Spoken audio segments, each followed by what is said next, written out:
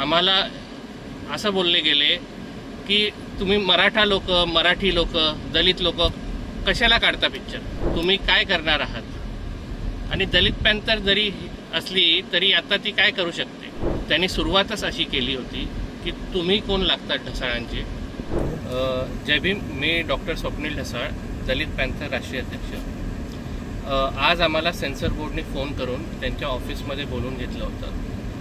मागील पत्रव्यवहारामध्ये असं डिसाईड झालं होतं की जेव्हा कोणी अधिकारी आणि ते 4 नेमलेले आयुक्त अवेलेबल असतील तर सेन्सर बोर्डकडनं आम्हाला बोलवण्यात येईल। तर आज त्यांनी आम्हाला बोलवलं सेन्सर बोर्डने फोन करून की तुम्ही या आणि जे लोक अवेलेबल आहेत त्यांच्याशी भेट करून घ्या। आम्ही आज गेल्यानंतर त्यांनी प्रथम पहिले आमच्याकडनं आमचे मोबाईल काढून घेतले।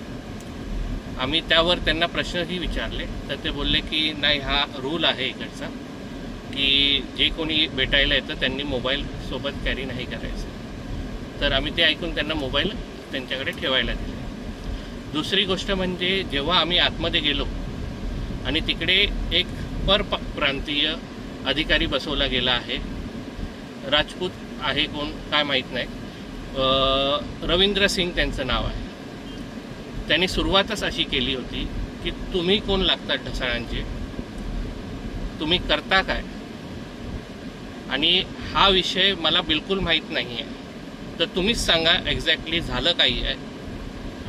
आता पूर्ण महाराष्ट्रभर ढसाळ कोण या विषयावर प्रतिक्रिया येत आहेत, एवढे आंदोलनं होत आहेत, तर आज अचानक एक नवीन व्यक्ती तिकडे आणून बसवण्याचं कारण काय। दुसरी गोष्ट म्हणजे त्यांनी आम्हाला उकसवण्याचा प्रयत्न केला। आम्हाला असं बोलले गेले की तुम्ही मराठी लोक दलित लोक कशाला काढता पिक्चर, काय गरज आहे, तुम्ही काय करणार आहात। आणि दलित पॅन्थर जरी असली तरी आता ती काय करू शकते। अशा पद्धतीने त्यांनी उकसवण्याचा प्रयत्न केला।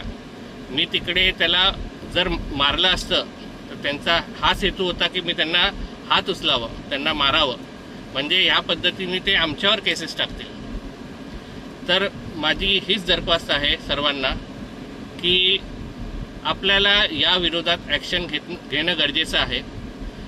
आणि महाराष्ट्रामध्ये परप्रांतीय येऊन का बसतो, पहिली गोष्ट म्हणजे त्याला मराठी येत नाही, तो हिंदीमध्येच बोलत होता, म्हणजे हा महाराष्ट्राचा अपमानच झाला ना।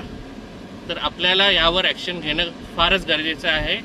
आणि या पद्धतीचं वाक्य ज्याने वापरलं आहे त्यासाठी आम्ही त्याच्यावर ॲट्रॉसिटीची केस टाकणार आहोत।